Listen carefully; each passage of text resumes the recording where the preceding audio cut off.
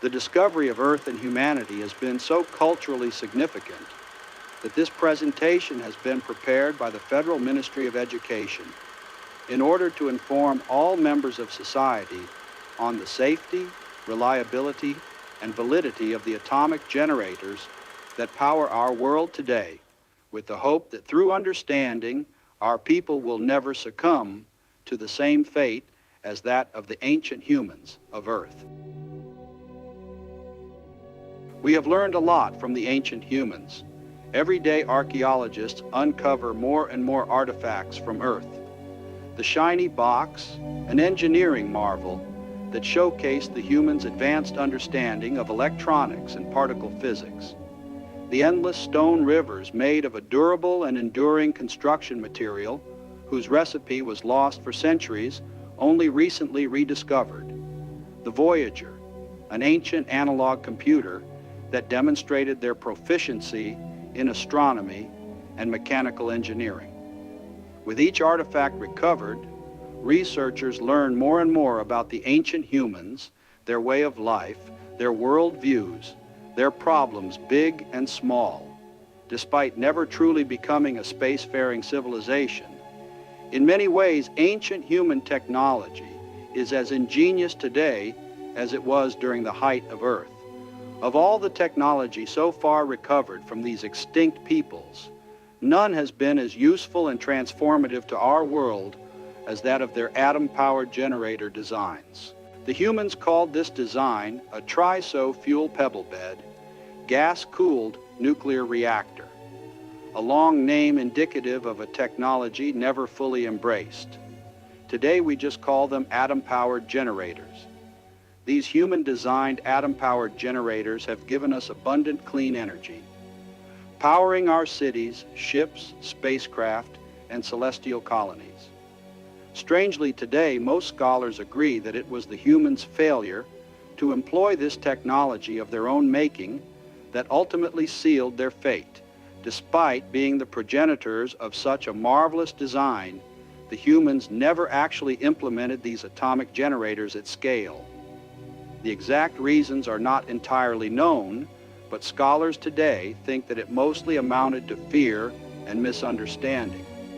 It appears the human populations were never well and fully educated on the potential these reactor designs had. In fact, from digital archives recovered, it seems the opposite was true. For unknown reasons, slightly before the start of Earth's collapse, it appears that the human incentive structures seem to have become misaligned to such an extent that attacking any upcoming technologies was actually encouraged. We do see some instances of atom energy supporters trying their best to advocate for this technology, pleading with the public to understand. But despite their efforts, their voices appear to have been flooded out by the cries of detractors who obfuscated the conversation by focusing on past issues and unrelated problems.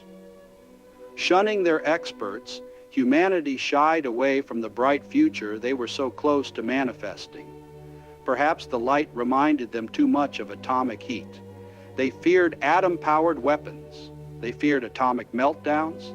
They feared ruining the Earth's environment. And so they placed all their faith in liars who told them that solar panels and wind alone would be enough, that the path to a clean future lay solely in these two technologies alone. Everything costs carbon to produce, including a solar panel. But in a sunny region, the solar panel can generate enough electricity to offset the carbon it took to manufacture. Not so in a dark, overcast region. Same with wind. And so the collapse of Earth began as governments printed money endlessly to pay for endless fields of panels and turbines put in places they did not belong. Thus, coal and natural gas kept being used to keep the lights on. Some have suggested it was the coal and natural gas corporations that doomed humanity by controlling the narrative around the atom, but nobody knows for sure. Regardless, the result was that over time, inflation and energy constraints led to increasing scarcity, which exacerbated wealth disparity and unrest. Civil strife and conflict increased as demographic collapse stagnated what innovation remained, and gradually global trade ceased, which forced regions lacking plenty of sun, wind, or oil to begin burning that which was abundant everywhere on Earth, lignite, coal, and firewood, drastically increasing emissions.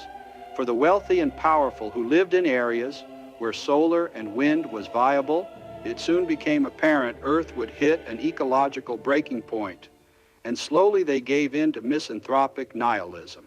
So blinded by ideology, misconceptions, and half-truths, the final generation of humans somehow decided the only way forward was to undertake a genocidal campaign of ecological righteousness, purging the Earth of all parasitic humans, other than themselves, of course. They were unable to do so swiftly, and the others, not so keen on dying, fought back. Total war raged for years, until in a twist of fate, these humans' predecessors' greatest fear manifested as their descendants unleashed the power of the atom in the name of death, rendering Earth into waste. Radioactive ash poisoned the fields and sky as the oceans bleached, the oxygen levels in the atmosphere fell, the forests withered, and the ecosystems flipped, returning Earth to the age of anaerobic cyanobacteria. Today, scholars agree that if humans had implemented these atom-powered generators en masse by the mid-21st century, then they would have brought about an age of abundance and innovation, and humanity would have continued growing and expanding, unlocking new frontiers, and would in all likelihood be here with us today.